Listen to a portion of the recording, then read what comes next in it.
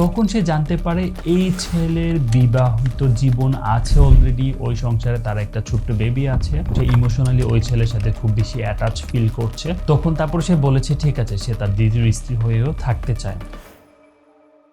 একজন নারী যার স্বামীর সাথে তার ডিভোর্স হয়েছে, প্রায় 3 বছর হতে চললো, তিনি রিসেন্টলি একটা প্রতারণার শিকার হয়ে আমাদের কাছে কাউন্সিলিংয়ের জন্য এসেছিলেন। তো তার বিষয়টা আমি আপনাদের সাথে শেয়ার করছি এবং এই ধরনের অনেকগুলো কেস আমরা পেয়ে থাকি। এটা আমি একটা সিরিজ হিসেবে ইনশাল্লাহ প্রকাশ করব, যাতে করে অন্যরা এই জায়গা থেকে শিক্ষা নিতে পারি ডিভোর্সি নারীদের গল্প হিসেবে, রাইট? এবং তাদের স্ট্রাগলগুলো আমরা ইনশাল্লাহ শেয়ার করার চেষ্টা করব ক্রমান্বয়ে, এবং কীভাবে এই জায়গাগুলো থেকে ভালো ডিসিশন নেওয়া যায়, জীবনকে সুন্দর করা যায়, ওই বিষয়গুলোতে হেল্প করার সহযোগিতা করব ইনশাল্লাহ। তো তিনি যেটা বলছিলেন, তার ডিভোর্স হওয়ার পরে 2-3 বছর, আসলে 6-7 মাস 1 বছর তো দেখতে দেখতেই চলে যায়, রাইট? তো তিনি বিয়ের কথা ভাবছিলেন, তার ফ্যামিলিও তার বিয়ের কথা ভাবছিল, এবং অনেকগুলো সম্বন্ধ বা রিলেশনের কথা হয়েছে, অনেকগুলো ছেলেকে তিনি পছন্দ করেছেন, কিছু ছেলে তাকে পছন্দ করেছে, কারোর সাথে হাই হ্যালো হয়েছে, এই টাইপের অনেকগুলো ছোট ছোট কেস ছিল। বাট ফাইনালি যেটা হয়েছে, একটা ছেলেকে তিনি পছন্দ করেন এবং ওই ছেলেটাকে তিনি মানে অ্যাপ্রোচ করেন এবং তিনি জানান তিনি ছেলেটাকে পছন্দ করেন, এবং তিনি ওই ছেলেটাও তার সাথে খুব আগ্রহ দেখায়, তাদের মধ্যে একটা ভালো সম্পর্ক তৈরি হয়, যত দিন যেতে থাকে তাদের সম্পর্ক গভীর হতে থাকে, এবং একটা সময়ের পরে তারা ফিজিক্যাল ইন্টিমেসিতেও জড়ায় এবং তারা খুবই ভালো একটা সম্পর্কে যায়। এবং এই মেয়ে এই ছেলে সম্পর্কে তার ফ্যামিলিতে জানায় যে এরকম একটা ছেলে আছে, ভালো জব করছে, এই ছেলেটাকে আমি বিয়ে করতে চাই। তো এটা হচ্ছে অবস্থা। যখনই সে ওই ছেলেকে বিয়ের কথা বলে এবং যখন সে ওই ছেলেকে জানায় যে তাকে বিয়ে করার জন্য, তখন থেকেই ওই ছেলে তার সাথে যোগাযোগ করছে না, তার সাথে খারাপ ব্যবহার করছে, তাকে অনেক সময় বলছে এখন বিয়ে না, পরে বিয়ে, আরও সব কিছু গুছিয়ে বিয়ে করা। এই আচরণের পরে তখন মেয়েটার সন্দেহ তৈরি হয় এবং তখন সে ওই ছেলে সম্পর্কে খোঁজ নেওয়া শুরু করে। তখন সে জানতে পারে এই ছেলের বিবাহিত জীবন আছে অলরেডি, ওই সংসারে তার একটা ছোট্ট বেবি আছে এবং তারা গ্রামে থাকে। এই হচ্ছে অবস্থা।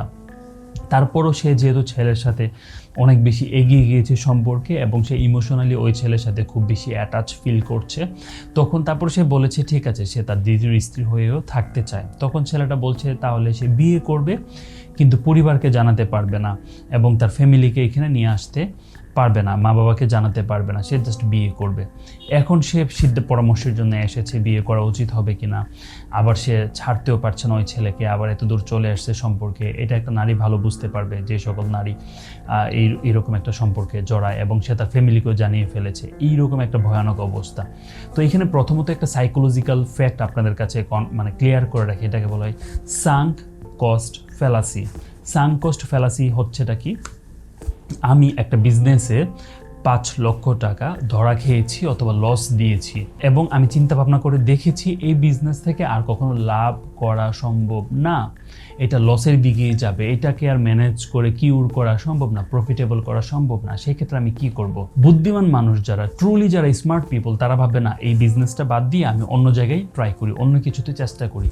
কিন্তু যারা ট্রুলি স্মার্ট পিপল না এবং সাঙ্ক কস্ট ফ্যালাসি এবং বিজনেস মার্কেটিং এই সকল বিষয় ব্র্যান্ডিং নিয়ে যারা ভালো পড়াশোনা নাই, ভালো জানে না, তারা বলবেন ঠিক আছে 5 লাখ টাকা যেহেতু চলে গিয়েছে আর 1 লাখ টাকা ইনভেস্ট করি, দেখি না কি হয়, আর 50,000 টাকা করে দেখি। এইভাবে 1 লাখ 50, 20, 30, 40 করতে করতে দেখা যাবে সেখানে আরও 15-20 লাখ টাকা করে ফেলছে। কিন্তু ওই যে বিজনেস, এটা তো একটা অলরেডি একটা মানে ডেড বিজনেস, একটা মৃত বিজনেস, ওইটাকে তো আর ডেভেলপ করা যাবে না। কিন্তু সাঙ্ক কস্ট ফ্যালাসি, যেহেতু এতটুকু গেছে আরেকটু ট্রাই করি, এই কারণে অনেক মানুষ এখান থেকে ফিরে আসতে পারে না। সেম জিনিসটা হয় রিলেশনশিপের ক্ষেত্রে। যেহেতু ওর সাথে আমার ফিজিক্যাল ইন্টিমেসি হয়ে গেছে, যেহেতু ওর সাথে আমার 3 বছরের সম্পর্ক, যেহেতু আমি ওর পিছনে অনেক সময় দিয়েছি, যেহেতু ওর সাথে আমার অনেক গভীর একটা সম্পর্ক, যেহেতু ওর সাথে আমার অনেক দিনের জানাশোনা, অনেক সময় কাটাইছি, আমি আরও কিছু ট্রাই করি অথবা এই কারণে আরেকটু খারাপ কিছু মেনে নেই। এইরকম একটা সাঙ্ক কস্ট ফ্যালাসি রিলেশনশিপের ক্ষেত্রে কাজ করে, রাইট? তো ওই মেয়েটাকে আমরা কি পরামর্শ দিব সেইটার আগে একটু আপনাদেরকে একটু বলি, সবাইকে একটু বলি, ভাইয়া আপনি ডিভোর্সড, ঠিক আছে, অথবা আপনার যদি বেবি থাকে, আপনার ফ্যামিলি যদি গরিব থাকে, দরিদ্র থাকে, what ever the condition is, আপনি কেন একটা পুরুষের সাথে সম্পর্কে জড়িয়ে যাবেন? কেন তার সাথে আপনি ফিজিক্যাল ইন্টিমেসিতে যাবেন? মনে রাখবেন, কখনো ফিজিক্যাল ইন্টিমেসি, বিয়ের পূর্বে শারীরিক সম্পর্ক বিয়ের গ্যারান্টি দেয় না। এবং আমরা অনেক পুরুষদের সাথে কথা বলে দেখেছি, ইন্টারভিউ নিয়ে দেখেছি, প্লাস অনেক রিসার্চ পেপারেও আমরা দেখেছি জিনিসগুলো। সেটা হচ্ছে ফিজিক্যাল ইন্টিমেসি হয়ে যাওয়ার পরে, একটা ছেলে একটা নারীকে শারীরিকভাবে পেয়ে যাওয়ার পরে ওই নারীর প্রতি ওই ছেলের আগ্রহ, মনোযোগ কমে যায়। এটা হচ্ছে একটা বিষয়। দ্বিতীয় গুরুত্বপূর্ণ বিষয়টা হচ্ছে ওই ছেলেটাই তখন চিন্তা করতে থাকে, এই মেয়েটা বিয়ে ছাড়া আমাকে তার সব কিছু দিয়ে দিয়েছে, তার মানে এই মেয়ে অন্য কাউকেও তার সব কিছু দিয়ে দিতে পারে। সে যেহেতু বিয়ে ছাড়া আমার সাথে ফিজিক্যালি ইন্টিমেটেড হয়েছে, সে অন্য কারোর সাথেও ইন্টিমেটেড হতে পারে। এই যে ভাবনাটা, যেটাকে আমরা বাংলায় বলি যার জন্য চুরি করলাম সেই বলে চোর, এইসব কারণে ছেলেরা ফিজিক্যাল ইন্টিমেটেড হওয়ার পরে রিলেশনশিপ থেকে সরে যেতে চায়। তখন তারা এই মানুষটাকে বিলিভ করে না। এই জিনিসটা আপনারা বিভিন্ন মুভিতে দেখবেন, বিভিন্ন মুভিতে আপনি দেখবেন যে বিট্রে করে, যে গাদ্দারি করে, রাইট, সে হয়তো বা আরেকজনের 10 কোটি টাকার একটা প্রোডাক্ট আপনাকে এনে দিয়ে দিল, আপনি কিন্তু খুশি, সে আমার প্রতি খুব লয়াল, 10 কোটি টাকার প্রোডাক্ট আমাকে দিয়ে দিয়েছে।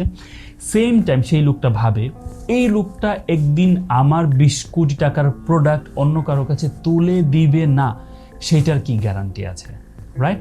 তো এইটাই হচ্ছে এই আলোচনার মূল মেসেজ, এটা বুঝতে পারা। রিলেশনশিপে থাকি, আমি ডিভোর্স হই, আমার অবস্থা যত খারাপই হোক না কেন, কেউ আমাকে বিয়ে করবে তাকে আগ্রহী করার জন্য, তাকে মনোযোগী করার জন্য, তাকে আমি টাকা দিয়ে খুশি করতে হবে, তাকে আমার সর্বস্ব দিয়ে খুশি করতে হবে, এইটা কখনো গুড অ্যাপ্রোচ না। আমরা যদি ইসলামিক দিক থেকেও চিন্তা করি, আমার যদি বিয়ের প্রয়োজন হয়, আমি তাকে সরাসরি বলবো যে আমি আপনাকে বিয়ে করতে চাই, আপনি যদি রাজি থাকেন, আগ্রহ থাকেন, আমার সম্পর্কে খোঁজ নেন এবং আপনার পরিবারের মাধ্যমে আমার বাসায় খোঁজ পাঠান, অথবা আপনি বললে আমি আপনার বাসায় সম্বন্ধ পাঠাতে পারি। একদম স্পষ্ট কথাবার্তা হওয়া উচিত আমাদের মধ্যে, রাইট? মাঝখানের যে কাজগুলো হয় এগুলো আমাদের জীবনে দুঃখ টেনে নিয়ে আসে। তো ওই আপুকে আমরা একটা উদাহরণ দিয়েছিলাম এবং অন্য মানুষদেরকে আমরা এই উদাহরণটা দিতে চাই। সেটা হচ্ছে বাংলায় একটা প্রবাদ বলে যে ডাঙায় ভাগ, জলে কুমির। বিষয়টা এরকম যে আপনি একটা গাছের উপরে আছেন, গাছ থেকে যদি নামেন বাঘ আপনাকে, টাইগার আপনাকে খেয়ে ফেলবে, আর আপনি যদি লাফ দিয়ে জলে নামেন তাহলে কুমির আপনাকে খেয়ে ফেলবে। এইরকম পরিস্থিতি, পরিবেশের কথা অনেকে আমাদেরকে বলেন, ভাই আমার কোনো উপায় নাই, উপায় ছিল না। এইখানে আমি একটা সুন্দর কথা বলতে চাই, সেটা হচ্ছে পবিত্র কুরআনে আল্লাহ তাআলা 113 বার অথবা 12 বার এই টাইপের, খুব সম্ভবত, অথবা 86 বারও হইতে পারে, আমি যদি ভুল না করি, ধৈর্যের কথা বলেছেন, পেশেন্সের কথা বলেছেন, রাইট? এই কথা এতবার কেন এসেছে? নবীদের যত ঘটনা এসেছে তারা কি পরিমাণ ধৈর্য ধারণ করেছেন।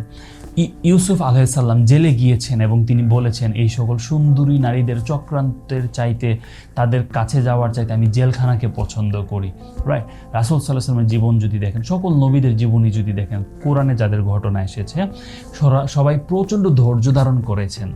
এই যে ধৈর্য ধারণ করা, আমি এখন গাছে আছি, অনেকেই মনে করে কি আর করবো, একটা রিস্ক তো লাইফে নিতেই হবে, আমি যাই লাফ দিয়ে কুমিরের মুখে পড়ে যাই, না আমি লাফ দিয়ে বাঘের মুখে পড়ে যাই, না, মাঝখানে একটা জায়গা আছে।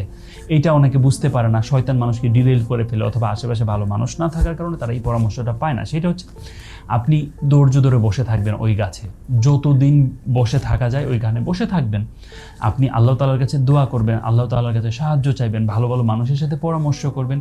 ইনশাল্লাহ একটা সময় এমন হবে এই কুমিরটা হয়তোবা অন্যদিকে ভালো খাবার পাবে, এই কুমিরটা হয়তোবা বিরক্ত হবে, যারা ধৈর্যশীল তাদের প্রতি অন্য মানুষ বিরক্ত হয়ে যায়, এই কুমিরটা হয়তোবা বিরক্ত হবে, না এই মেয়েকে পটানো সম্ভব না, নিচে যে ভাগ বসে আছে সে বিরক্ত হবে, না এই মেয়েকে পটানো সম্ভব না, এই মেয়ের জন্য আমি 5 বছর অপেক্ষা করতে পারবো না, এই মেয়ের জন্য আমি 2 মাস অপেক্ষা করতে পারবো না, আমার ওইদিকে আরও অনেক সুযোগ চলে যাচ্ছে, ওইদিকে আরও হরিণ আছে, খরগোশ আছে। যে ধৈর্য ধরবে, যার পেশেন্স থাকবে, সে জিতবে। তো এই মাঝখানের জায়গাটি আমরা বলবো ইনশাল্লাহ আমরা ধৈর্য ধারণ করব। আমার অবস্থা যতই খারাপ হোক, আমার বিয়ে হচ্ছে না, 25 বছর 30 বছর এরকম কেস আমরা অনেক পাই, রাইট? এবং কিছু দুষ্ট পুরুষ আছে, কিছু নষ্ট পুরুষ আছে, আমি এভাবে বলার জন্য সরি, ওই সকল পুরুষরা অবিবাহিত, যারা অনেক বয়স হয়ে গিয়েছে এবং ডিভোর্সি, যাদের আসলে কোথাও যাওয়ার সুযোগ নাই, পরিবারও তাদেরকে ভালো কেয়ার করছে না, ওদেরকে ওরা টুপে ফেলে যে আমরা বিয়ে করব, তোমাকে অনেক ভালো লাগে, আহারে তোমার স্বামীটা কত খারাপ ছিল, তোমাকে মারছে, তোমার মতো মেয়েকে আমি যদি পাইতাম, আমি যদি পাই, তুমি যদি আমাকে একটু তোমাকে সেবা করার সুযোগ দাও, মাথায় তুলে রাখবে, এরকম সুন্দর সুন্দর কথা বলে। তো যাই হোক, ফাইনালি আশা করছি বুঝতেই পারছেন যে আমাদের পরামর্শ থাকবে ধৈর্য ধারণ করা, চরিত্রের হেফাজত করা, যত কষ্টই হোক ওই কন্ডিশনে ভালো মানুষদের থেকে ভালো ভালো পরামর্শ নেওয়া রিলেশনশিপের ক্ষেত্রে। ধন্যবাদ সবাইকে। এই ভিডিওগুলো যদি আপনাদের ভালো লেগে থাকে অবশ্যই লাইক, কমেন্ট, শেয়ার ও সাবস্ক্রাইব করে আমাদের চ্যানেলের পাশে থাকবেন ইনশাআল্লাহ। আসসালামু আলাইকুম।